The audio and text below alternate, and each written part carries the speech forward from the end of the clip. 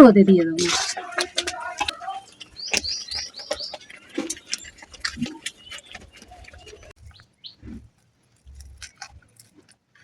কত সুন্দর দেখতে হয়েছে কাঁচা আমের আমসত্ত্ব।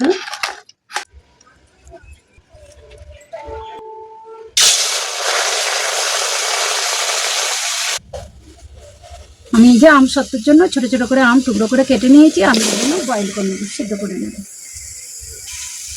1 চামচ নুন দিয়ে দিলাম।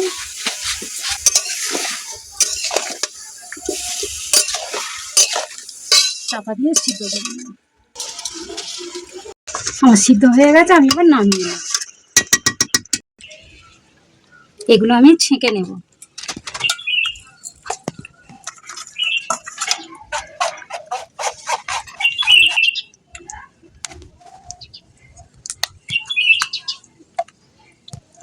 আমি এইভাবে আস্তে আস্তে করে ছেঁকে নেব। পাতলা করলে আবার মেরে শুকনো করতে হবে, তাই আমি এইভাবে ছেঁকে নেব।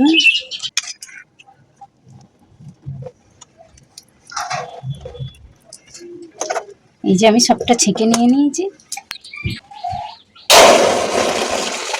এবার দিয়ে দেবো পরিমাণ মতো চিনি।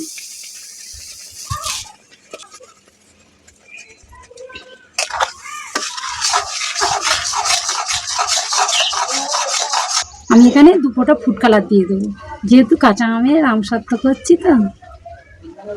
এটা আপনারা দিতে পারেন, নাও দিতে পারেন, দেখার সৌন্দর্যের জন্য আমি এটা দিলাম।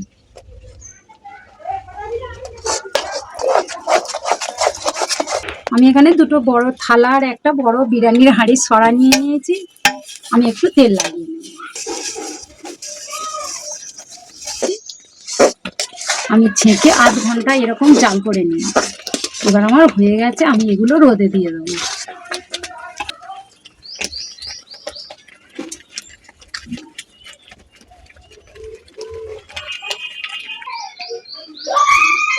দুদিন শুকিয়ে নিয়েছি, আমসত্ত্ব আমার হয়ে গেছে।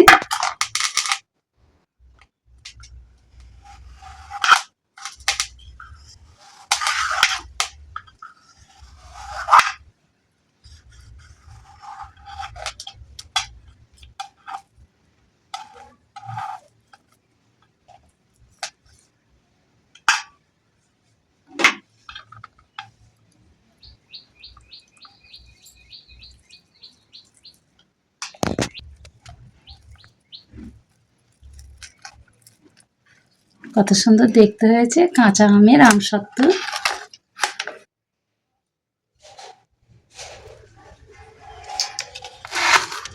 আমার কাঁচা আমের আমসত্ত্ব রেডি। এগুলো আমি কাঁচের বয়মে করে রেখে দেবো, সারা বছর এগুলো খেতে ভালো লাগবে।